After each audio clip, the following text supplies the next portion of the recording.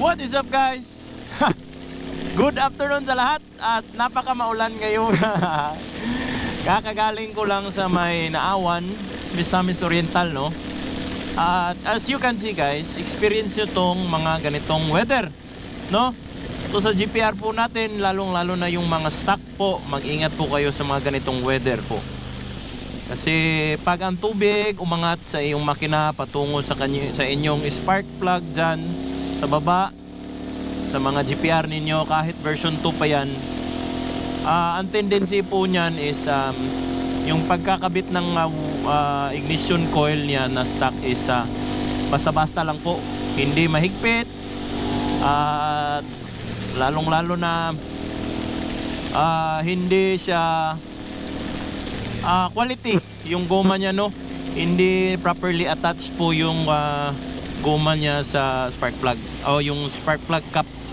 So ang tendency guys is magja-jump po yung ating electric. So hihina yung bigay na kuryente galing sa ating stator, no, patungo sa ating spark plug, at hihina rin yung ignition ng spark plug. Therefore hihina ang putok ng makina nyo. Yun. So guys, mag-ingat po kayo. So number 1 ko pong always na ini-recommend po sa inyo na palitan kaagad is ang ating ignition coil po, no? Ang spark plug po natin walang problema, malakas po yan, given na tanginang wigo to, given na yung brand niya kahit China, walang problema yan, no? Hindi po yan palyado yung matagal po yung papalya yung spark plug po natin na kuan. So ang papalya lang talaga guys is ang ating ang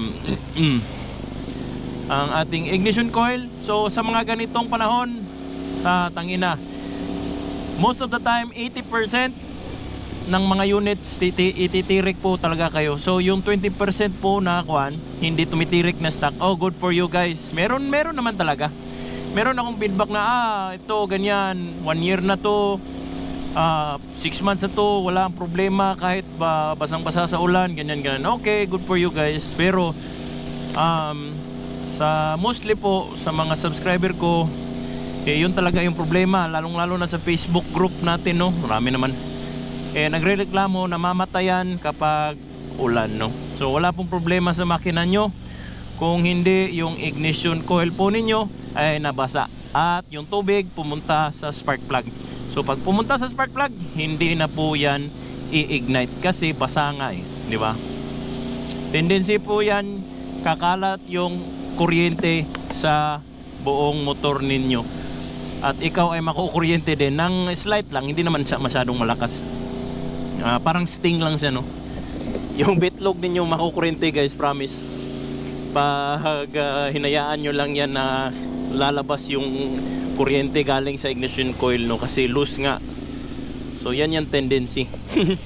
So meron kayong mabibili niyan guys sa mga shop sa motor, universal lang may ignition coil, no, or pero ang i-recommend ko nyo guys is yung Honda na genuine.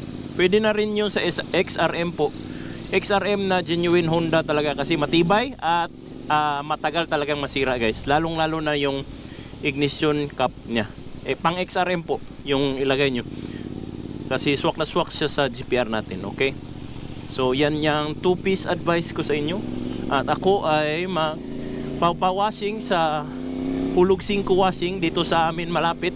Meron ditong foam washing, 5 pesos din. So 10 pesos lang po yung gagastusin nyo at magkaka-washing na kayo, di ba? So what is up guys, nandito na tayo sa ating sinasabing hulog piso, no? Isa dyan, no? Foaming shampoo, 5 pesos. Perfect na perfect yan dito. Yun, di ba? Lahat ng mga dumi-dumi dyan, ipo-foam wash natin yan guys. Napaka ASMR na tignan, no? Ayan. Okay, yung underneath, yung seat, lahat ng yan. Kahit dyan, lagyan natin dyan. Ilang minutes ba to? Hindi nakalagay. So guys, after ng washing ninyo guys, maglagay kayo ng chain lube ha. Huwag nyo kayo yung kalimutan kasi yan talagang importante para bumalik yung sigla. Ayun, parang 1 minute lang ata. Parang nakukulangan pa ako. 1 minute lang yung foam kasi naman foam nga eh. Gastos ko. So, subukan dyan.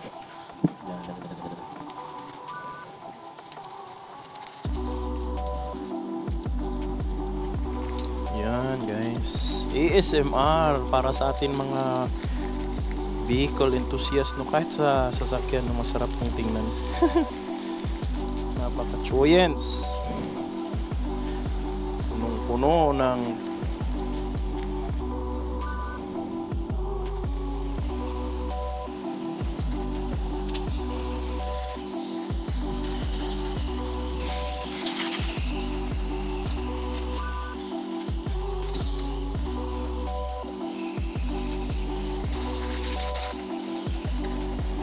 So sa GPR natin guys, pag ganito, ingatan nyo huwag mabasa yung mga naka-open carb, tapos yung CDI ninyo huwag nyo basain din, at lalong lalo na yung sinabi kong ignition coil, no, ingatan nyo yan kasi pag nabasa yan dun sa spark plug, again hindi yan mag-on yung motor nyo.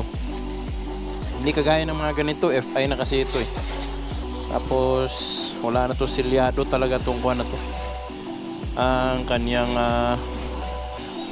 electronics, kasi stock na stock talaga to.